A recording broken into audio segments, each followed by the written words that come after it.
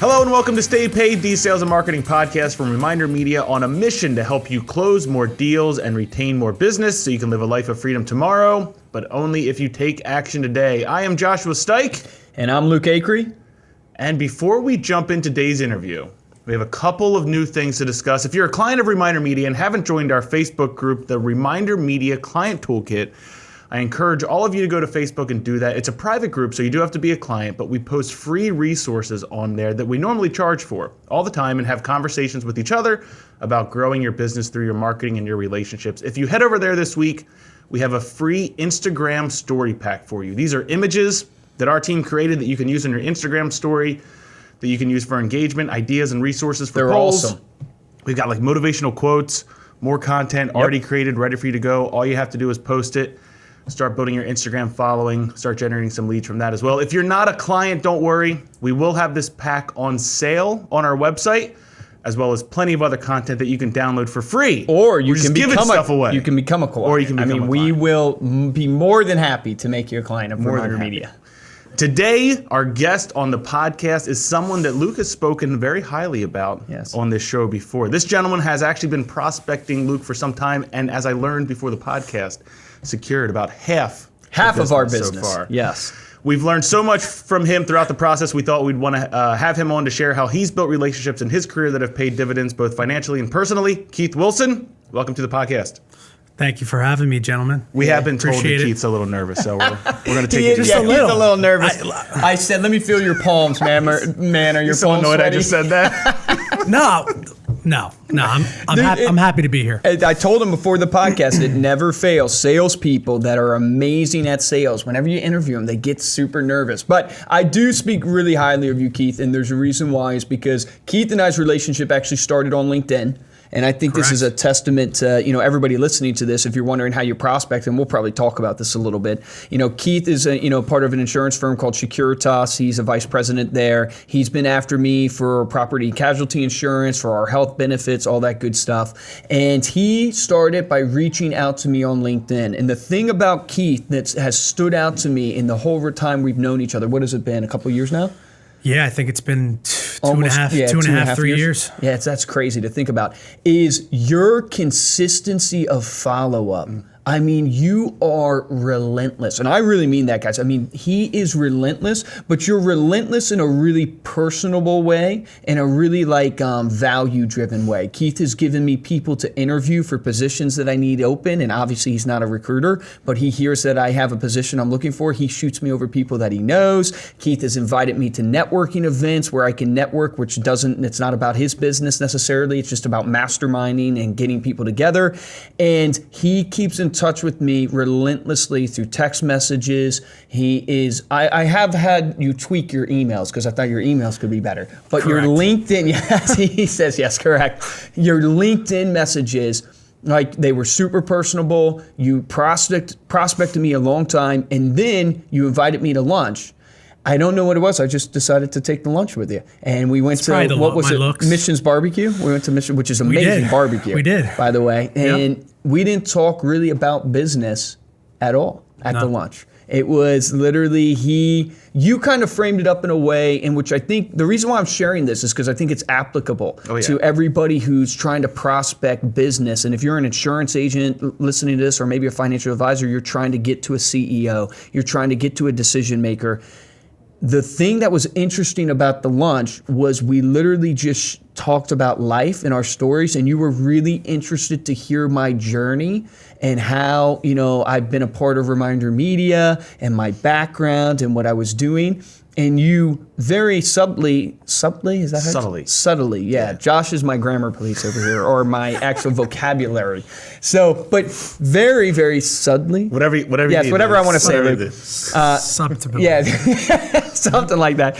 You just plugged your business, but you didn't really give a pitch for your business. And then over time, you stated your intent very clearly, and then you consistently just pursued, and finally we brought you in, and you have closed half the business so far. And don't worry, you still have time to close the other half. I hope so. But I wanted to get you on the podcast because I think having people who practice things every single day a lot of times is so much better than having people who had maybe done it a couple years ago and now they're speaking about their glories. I mean, you're living it right now. Like, you're trying to build Securitas right now. Yeah. You guys have grown this firm pretty rapidly over the last couple years and having a lot of success. So if you could kind of start out, Keith, and just introduce yourself to our audience, you know, who you are, how you got into insurance, and just kind of bring us up to today. Yeah. So, again, my name's Keith Wilson, and I guess I'll start following college. I went to Widener University, so I went to school locally. Following college, I had a degree in accounting. So I worked for a number of years at 2 different accounting firms. After that, I think, you know, my 2 brothers. My one brother's in insurance, my father's in insurance, so it was always kind of the talk of the table. And then I had met my now boss, kind of the way I had met you on LinkedIn. Casually, he had reached out. I didn't know what he wanted from me, but I was pretty much done with accounting at that point. And he kind of talked through his goal, vision of Securitas and the type of people that he was looking for. So after about 4 or 5 months of conversation, I decided that I was going to take a leap of faith and start trying to sling insurance. So you jump from accounting to insurance, which insurance is really sales. Correct. I mean, honestly. Correct. I mean, you have to know, obviously, your stuff, but it's really sales. Why did you believe you could make that jump to sales? Like, what triggered that in you? And what's your feeling on sales? I think for me, my biggest pain point when I was in accounting was sort of being the back office guy. Okay. So not really having much dialogue with CEOs, CFOs, the decision makers per se. I'd always been very good my whole life connecting with people and finding some kind of common ground. And I just thought that if there was something I was passionate about enough, whether it be insurance or whatever I was selling, that I would just be able to find commonalities with people and produce that into sales. Well, your network is pretty impressive. I have another guy in our company, Andrew Saxa, who seems to know everybody. I mean, even to give you guys an idea, my executive assistant, Anne Marie, like, he grew up with Anne Marie. Did. It's like, how is he connected? We were neighbors. Yeah, and I didn't even know that till he showed up today. I mean, he's connected to everybody. But let's talk about, you know, your practice in insurance, right? Because this podcast is all about practical advice for salespeople out there, business owners out there, marketers, people that they can, you know, learn how to grow their business. The number one question we get is, how do you prospect? How do you generate leads? Waking up today, what are you doing? Can you walk us through when you got into the insurance business with, you know, this guy, what's Mike, right? Yep. So Mike recruited you into Securitas. When you got in there, you obviously start fresh. How do you go generate leads? How did you do that process? And what worked for you and what didn't work for you? Well, I think first and foremost, you want to look at the people you know that are just people in your network, whether it's family, friends, people you grew up with, people you've come across in your career. So for me, I kind of started out looking at my accounting network. Okay. And from there, I mean, going back to what you said in regards to the LinkedIn, I've really tried to master my LinkedIn process as far as connecting with people and then following up with them to try to find out who they're connected to. How do I, almost like have you heard the 6 degrees of Kevin Bacon? Yep. So for me, it's always 6 degrees. So for you, my guess, because I don't remember 2.5 years ago, but my guess is you and I were connected to someone that I knew, and from there, that's how I started the conversation to ask, hey, how do you know such and such? Obviously, you want to send the thanks for connecting with me to start, but so that's how the process, because I'm curious of that for myself, because I'm trying to grow my LinkedIn. I think I have 5,000 connections right now on LinkedIn. That's a lot. Yeah, I'm trying to get it to like 50,000. I think you can. Yeah, what but I'm is- trying to grow it. Yeah, I'm trying to grow it, right? But I'm trying to connect with people, honestly. So one of the things I do is I send out a lot of invitations. So in my, just so you guys know, in my LinkedIn invitations, there's probably 2,000 requests out there right now. And I'm trying to connect with our clients. I'm just being real here, kind of walking you through the process of how I've grown mine. Sure. I've been always curious of, like, when you go and try to friend someone, do you always write a personal message to them based upon that connection? Like, how has that worked for you? I think it varies. I would say as of recent, I do not send personalized notes when I ask to connect with people. Okay. I have found that if I do send a personalized note, it might be easier for them to decline my note or my Really? message Okay. versus if I send it and I have no substance to it. Because there's a curiosity. And then there's a Interesting. curiosity there where they'll view the profile. Yep. There are some people that I've tried to connect with and they'll look at my profile like 5 times. And then for me, once they've looked, let's say 2, 3, 4 times, from that, I send like one of those in-mails to say something along the lines of, hey, I've noticed you've looked at my profile. Yep. I'd love, I've been sitting in your pending for a while. So you'll actually send that. I will That's send awesome. that, kind of to be like, listen, Yeah. like, I'm worth it. I know I'm you're, worth it. and like, Go on a date with me. like, I'm I know worth you're it. looking, yeah, like, I know you're looking at me. Just like, I don't know, right. I don't know what what are you scared of? What do you pay Just for connect. LinkedIn's subscription, like monthly? I want to those say, I'm just curious myself. yeah, it's. I think I have like the LinkedIn business one, which is like $59 Bucks a a month, okay. month, and it's I think 15 in-mails. Okay. And I think it's a little more expensive for like there's like a sales navigator one, Okay. which might be like 65. So walk me through, you find somebody you're connected with in 6 degrees. Yep. So you start there. You send a friend request or a connection request, I should say. You don't have a message because you find the messages were getting more declines than the non-messages. Then obviously if they don't accept and they're just looking at your profile, you have an extra step in there. Once they accept, what's your process from there? Like, what do you do from there? Well, I found that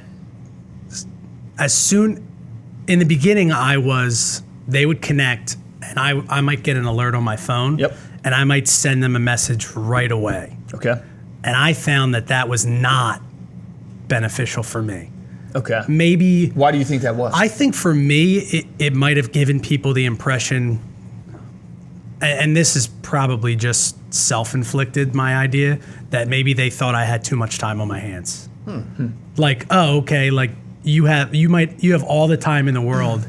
As soon think as I accept your connection. Because I'm on the receiving end of a lot of that. Okay. I don't perceive it as too much time on your hands, but I could see that. I perceive it as all you want to do is sell me Yeah. something. No, I was thinking the same thing. Like that's how I usually Yep. perceive it. But I mean, it's kind of similar. Like you have too much time on your hands. All you want to do is Yeah. sell me. But when someone connects with me and then they immediately follow up with their There's an pitch agenda, email, right. yeah, it's just the agenda. yeah.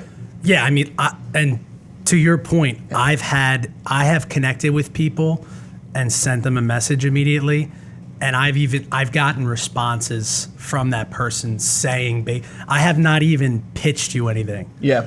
Like I might have said, so you connect with me. A minute later, I send you, thanks for connecting. Great to have you in my network. I don't even say the word insurance, and they say, Not interested. not interested. Right. And I did not even get the opportunity. I didn't even tell you what I do. You know what Grant Cardone says? This is a great line for people when they say not interested when you cold call. They literally go, when they say not interested, I know you're not interested. How could you be interested? I haven't given you enough information to be interested. Yeah. Like you literally just respond, oh, of course, I know you're not interested. Like you stay in that agreement, of course you're not interested. So you got someone connected, yeah, right? So what's for me, I try to spend time in the morning on LinkedIn, time like in the evening on LinkedIn. Okay. No rhyme or reason for Okay. that. Okay. I just found that, say if I connect with somebody at 11 o'clock, I might have more success reaching back out to them at 6 o'clock versus the right away, thank Okay. you for connecting. Sure. again, no rhyme or reason to why I'm doing it. It's more for me to control not being on there all the time. Gotcha. Is your goal to get them to a lunch or coffee or something like that? Is that your normal? So all our insurance agents out there, if you guys are taking notes for this process, you're getting kind of a process here on LinkedIn that you could try with certain prospects. So where do you take it next? My goal ultimately is to have some kind of conversation, whether that's on the phone, coffee, lunch. Okay. You're trying to get an appointment. But I'm trying to get in front of the person. Okay. Whether it could be on the phone or in person. But I mean, selfishly, I do have an agenda. What do you find works the best, the phone or like a lunch or coffee? I think the phone, it's tough it's easier for these people to hide behind the phone. Okay. And when I say hide, I mean, I think you can attest to this from knowing me for this time now. Like, I'm just trying to build a relationship. Obviously, the end game is a sale, but so I think coffee or lunch is the best because you're in front of the person, you're engaged, they're engaged, there's no distractions, and you're just trying to build I would make a point, guys, listen to this, that the key is you state your intention. Keith stated his intention. His intentions were clear from the beginning of building a relationship with me. So he states clear intentions, and then literally it's all about the relationship.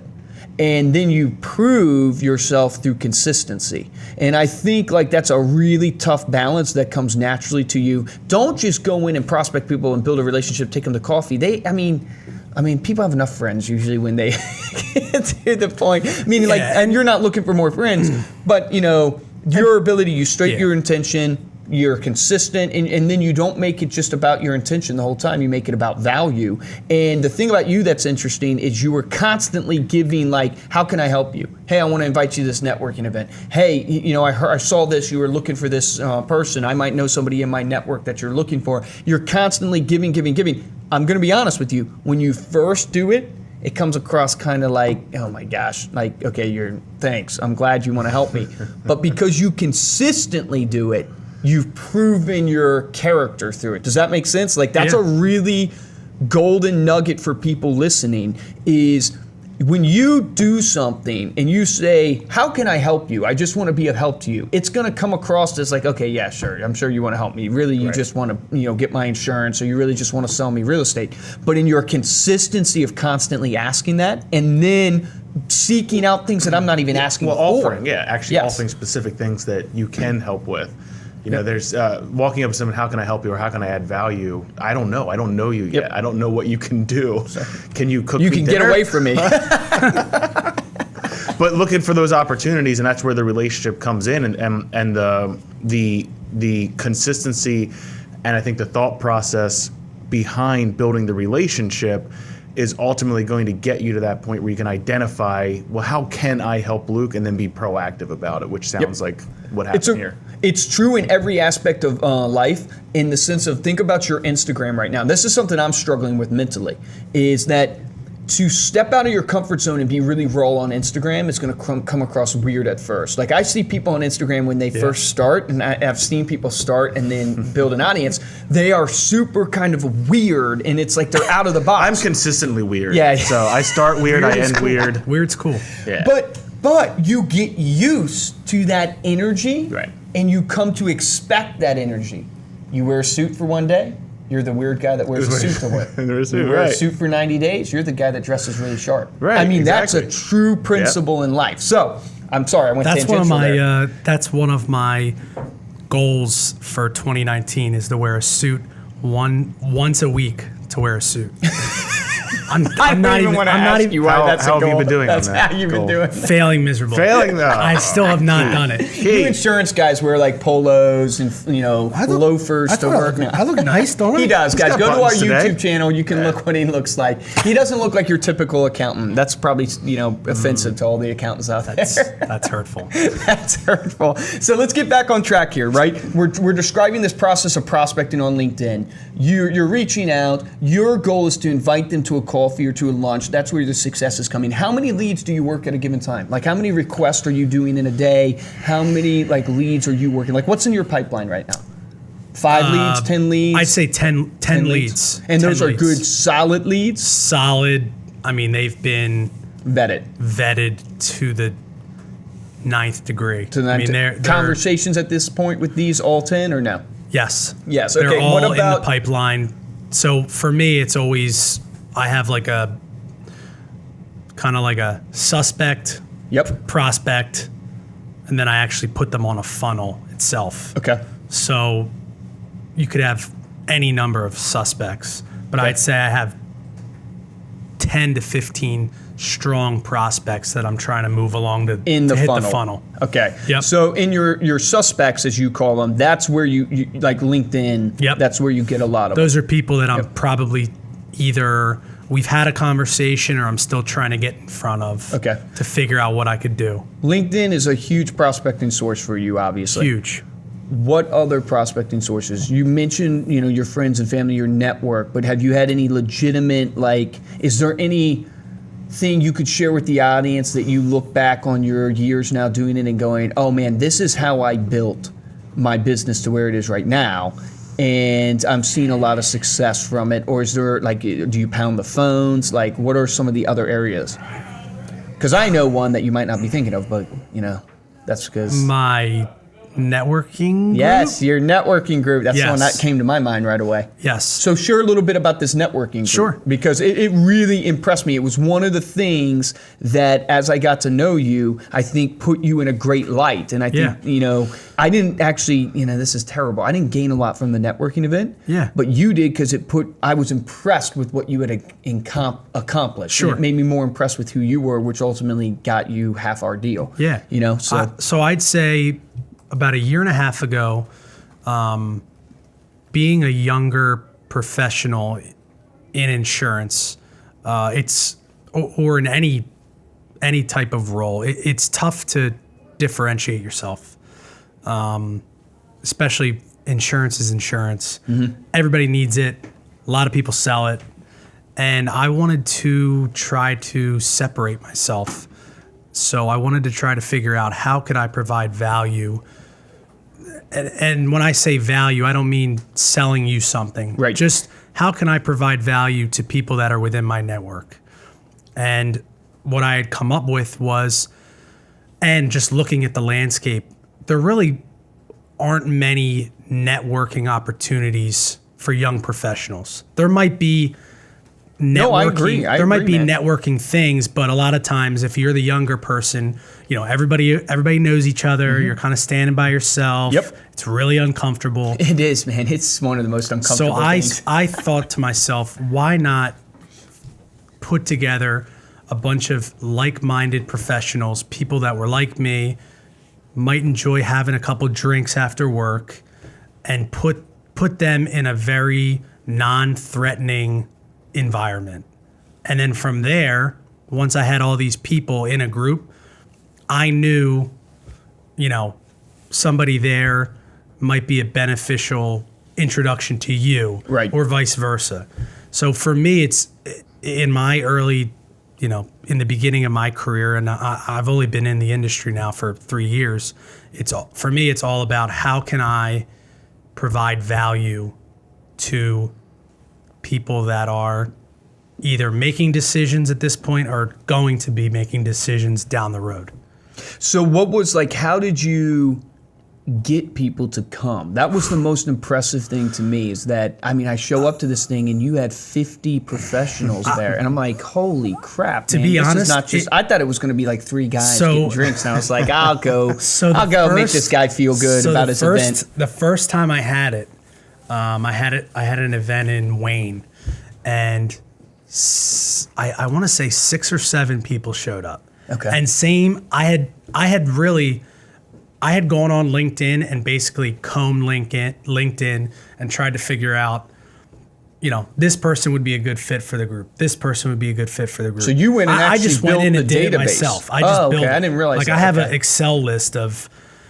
So that's a great people. point for everybody listening to that. I didn't realize that's how you did it. Okay. And I had probably sent I don't know, 7, 8, 9 emails. Okay. And you get people that are going to say, "Yeah, I'll show up," Like me. and they just don't show up, which is fine, Like, right? I think I maybe didn't show Figure up out to who the your first friends one. are, right? But the first one, there was like 6 people, and I remember, you got to stay positive with the people there. But I remember getting in the car and calling my now wife back when she was my girlfriend and saying like, kind of like, what am I doing? Like wasting my time, Yeah. this is stupid. So, it started at like 6, and then the next time I had it, there might have been 15. And then, so it goes back to what you said, constantly just dripping on people. Yeah. Pleasantly, trying to provide value some way, shape, or form is really what I believe has separated me from the pack per se. No, I would agree with you. That is the one thing when I look at you and I get prospected all the time, you're the one of very few, and maybe you call it the 1%ers in sales, that consistently follow up even when they're rejected. Even when they get, because I rejected you so many times, it's crazy. I didn't care. Yeah, no, seriously. But no, just consistently to where you almost, there was times I got annoyed with you of how much you were following up. Really? But I couldn't hate you for Well, it. it follows the CAR, Dude. right? The Oh. CAR acronym. It does follow the CAR. Have you heard of this acronym? No. All right, so I'm about to give you our acronym of the sales process. And I can't really take credit for it. It's floating around out there, probably not the same exact way, but this is the way I frame it. Every prospect goes through this funnel or this mindset. Give me a good word for it. This journey, I guess. Journey, is what yeah, I'm reaction, looking for. yeah. This reaction. Emotional roller coaster. So of if CAR. you're a salesperson, if you want to understand what your client is going to go through, if you actually want to get great at sales, this is what they'll go through. First phase is curiosity. Curiosity of why you're actually friending me on LinkedIn. Curiosity if you give me a cold call and I see that number come across my caller ID. I'm curious, who is this? Why are they calling me? Then after you get out of the curious phase, you get into what I call is the annoyance phase. How long was I in that? Well, it's been 2.5 years. It's been 2.5 years. So you get annoyed with somebody, Yeah. right? And that point where you're just like, okay, I'm annoyed with you. I don't know why, this person keeps following up with me. I don't really want to hear their sales pitch. I don't really want to be pitched for insurance, right? I'm not looking for a new best friend. All those things that you think are, not real. You don't know that you're looking for a Yes, new best I don't friend. know. Right. Oh gosh, I can't even get through this now. Really? So then is you move from annoyance to where they actually are going to get to this hatred phase with you. Wow. Yeah, they're going to get to this phase where they just... I had that today. Yes, for me? No, I saw someone that I was definitely in the annoyance phase. I saw them this morning. I've been reaching out to them. Yes. I was at a networking event and we locked eyes. And she did not know who I was really. She Yeah. just knew my name via email. And I went up to her and I said, hi, I'm Keith Wilson. Yeah. And she was like, I know She who was like, you are. oh, it's you. Yes, that's the face. They almost despise you. This is where they hang up on you. They slam the door in your face. In most sales reps, they give up at that phase. Well, So that's the most first sales R. That's resentment. Yes, So yes, you go from yes. annoyance to resentment. to Yeah. resentment. Yeah. But literally, most people give up at 1.2 calls, which is really the annoyance phase. So if you look at the stats on InsideSales.com, which does tons of research on inside sales, most sales reps give up at like 1.2 calls. So they give up at the annoyance phase. When they feel the annoyance from somebody, they give up. Then you get to the resentment phase, and very, very few cross the resentment phase, because at that point, it's really hard to take a slam door in your face, a phone call banging on you, someone standing you up for coffee, whatever it is. Then, if you keep going, you move into the final phase, which is glory, which is respect. They actually respect you, because I have had countless times where people who have put me in a resentment phase, where they've resented me, they literally move to saying, Luke, you are amazing. Your follow-up is unbelievable. And almost the same thing I told you. It's like, I'm just so impressed with your follow-up because you become, like, you're almost somebody that they look up to at that point because you truly believed in what you were pitching to them, that you take slam doors, you take bang phones on you, you take all that. I would say, And that's car. that's, first of all, that's awesome. I would say, and I'm not just throwing numbers out there, I would say at least 75% of the opportunities that I close, one of the first things following the close is if it wasn't for your persistence or if it wasn't for your follow-up, this would not have happened. Yeah. Yep. And they all go through that. I mean, when I locked eyes with that person today and my head was like, I was like, you know what? We're almost through that. Like, we're gonna get together. You don't know you're a client yet. But That's what you told your girlfriend before she was your girlfriend. You don't know yet, but we're gonna be together. I love that. All right, so man, I got to ask you this because, you know, this is a question we ask to almost every person who comes on. I should say almost pretty much every interview. We ask them, hey, look, everybody's looking for the magic formula for success. You're really successful, right? How old are you now? I'm 30 years old. 30 years old, already a vice president, right? Crazy. Sounds so good. Sounds so good. So 30 years old, you're successful in this business. I know why, because you're a relationship-driven person, but what's the routine that you do in your life that has driven success for you? That when you look at your life and what you do, what are the routines that you do that have driven success? Wow. Man, that's a tough question. Man, I'm a good interviewer then, I guess. Stay paid, the home of the tough ones. I would say, and I think, you know, this goes back to something you said previously. I try, and it's not easy, but every day I try to be extremely disciplined in my approach, and I try to make sure that I'm spending my time wisely. Now, that could be prospecting or just, I don't know, Luke. I'm kind of lost for words right now. No, I love that. The truth is, there's no wrong answer. What's interesting for people is that, you know, we hear some people when we ask that question of, hey, what's your magic formula for success? There is no magic formula because we hear people say gratitude. Yeah. We hear people say they wake up and they write down like certain thoughts every day. Daily affirmations. Yeah, their daily affirmations. Sure. I mean, there's no magic formula. It literally is something that's personal. Dude, you already to said you. it earlier in the show. You're waking up every morning. You're looking at who can I connect with today? Yeah. Who can I connect with today? What relationships can I build? I mean, that's literally it. From what I'm hearing from your success is that mindset of constant. Who can I build a relationship with today? If you had a superhero name, it's going to push us forward. I would call you the Connector. You'd be Keith Wilson, the Captain Connector. Captain Connector. I will tell you now that like we're talking about it. I don't know where I heard this. It might have been a podcast or something.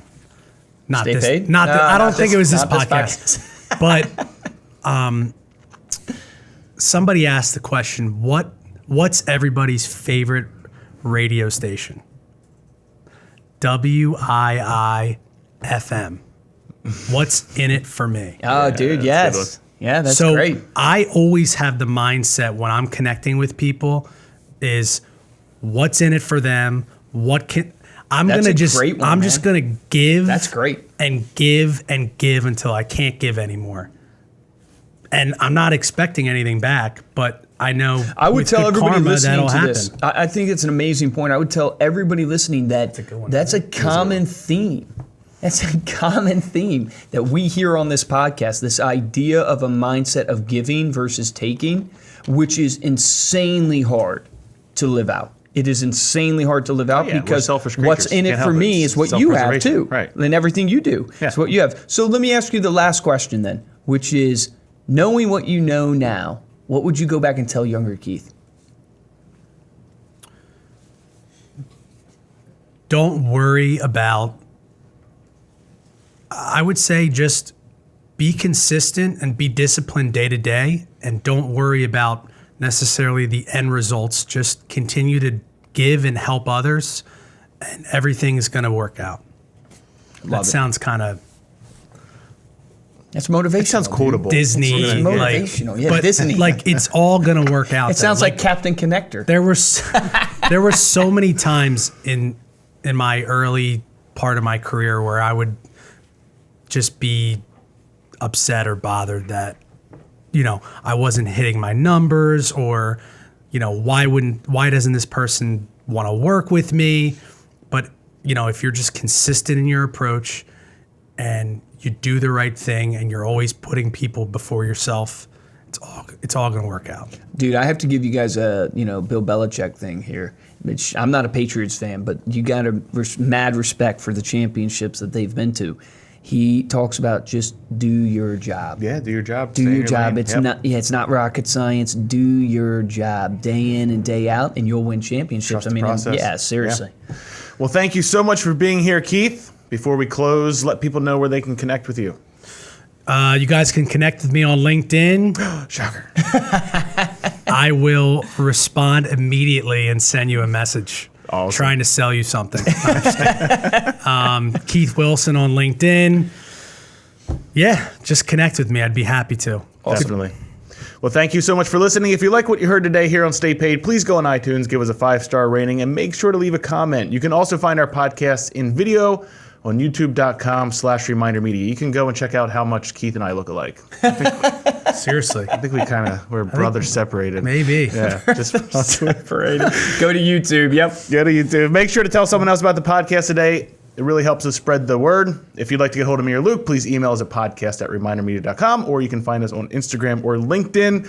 And of course, you can check out Reminder Media on social media. We are at Reminder Media on Facebook, Instagram, Twitter, LinkedIn, Pinterest. For this episode of Stay Paid, I'm Joshua Stike. And I'm Luke Acree, guys. In the action item from this podcast, what I want you guys all to do is get your LinkedIn profiles up and ready to go, because I challenge you to do the Keith Wilson this week, which is every morning, get on there. Use your 6 degrees of separation, which is you can literally see who you're connected with and who they are connected with, and use that as your way to get a connection with somebody in your community. For all my real estate agents out there, insurance agents out there, connect with the business owners in your community. Connect with the influencers, right? Who are the influencers? They're the people who run the charities. They're the pastors. They're the school teachers. Connect with influencers, friend them on social media, and be connected. And then on your social media profile, we didn't talk about this, but you should be sharing valuable content on there. But use every morning, imagine just connecting to 10 people. And every evening following up and maybe connecting with another 10 people. It would take you like 5 to 10 minutes, and you will grow your following, and you will give yourself an opportunity to build top of mind awareness with those connections. Remember, the difference between a top producer and a mediocre producer in any business is top producers take action. So take action on that today.